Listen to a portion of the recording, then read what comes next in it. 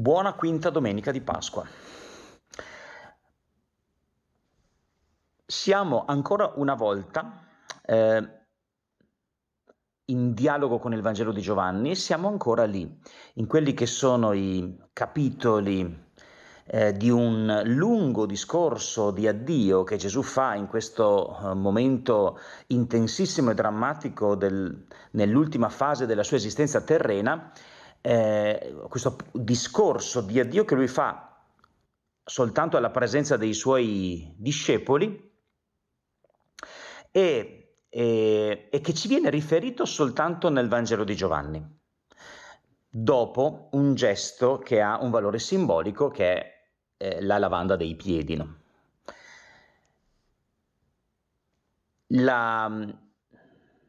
Il pezzo del Vangelo di Giovanni che la liturgia ci propone in questa domenica inizia proprio con un verbo che ha veramente il sapore del drammatico più di qualsiasi altro, forse. Non sia turbato il vostro cuore. Gesù disse ai suoi discepoli: non sia turbato il vostro cuore.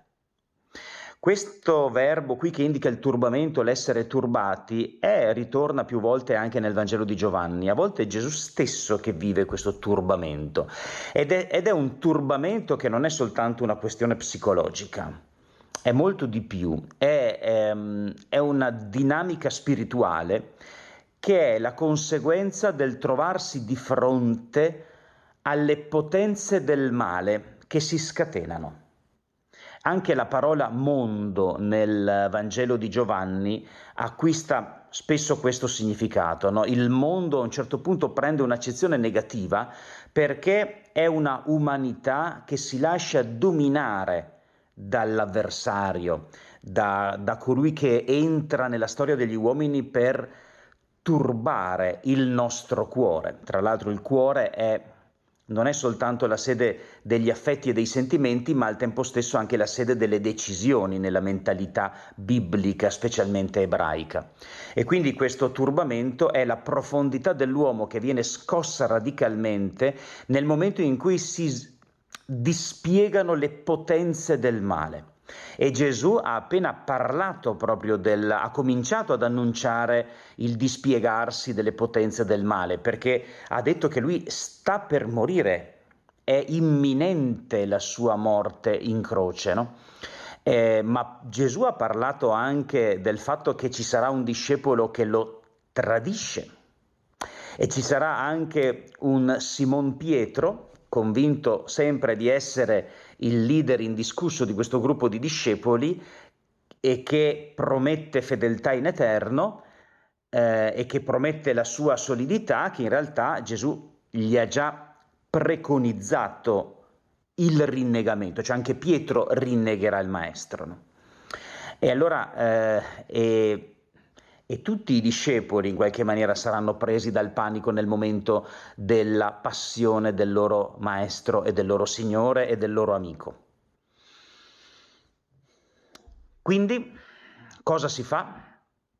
Nel momento in cui c'è questo scatenamento delle potenze del male che si rivelano proprio nella violenza, nel tradire l'amico più caro, nel non rimanere fedeli a questa persona che è stata il senso della tua vita negli ultimi 3-4 anni, quello che sarà stato, no?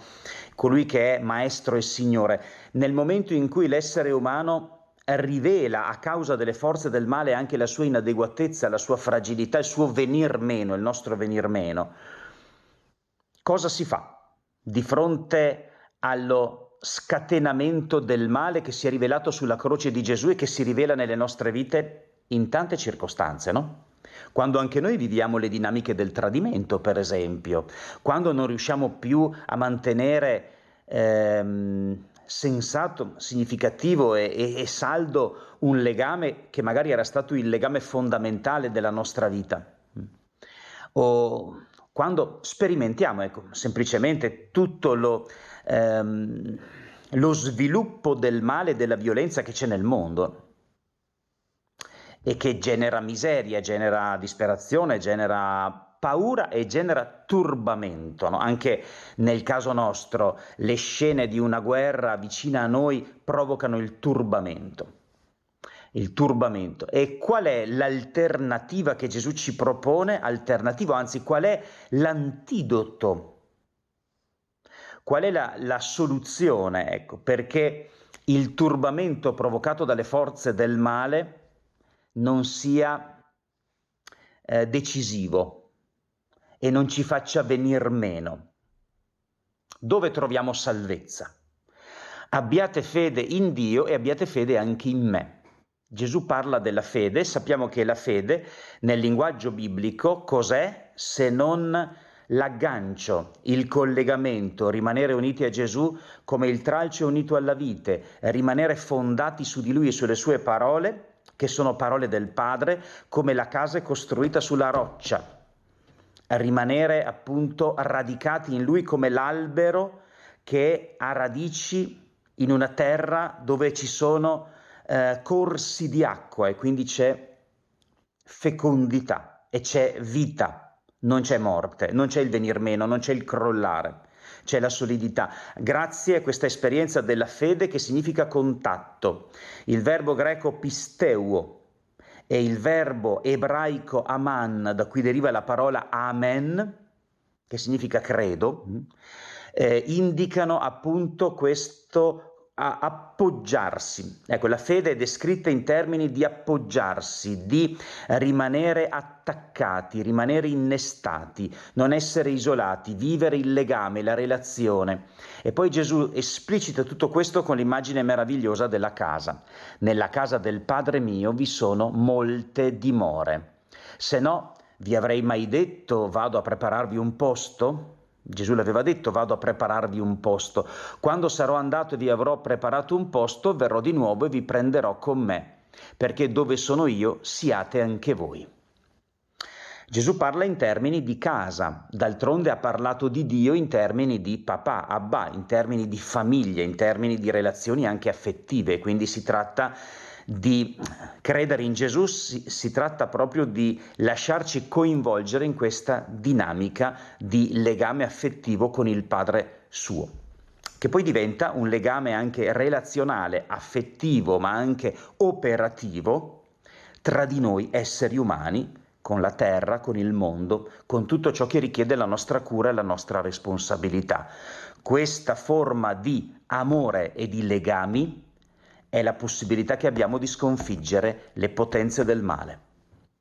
Buona domenica, buon cammino.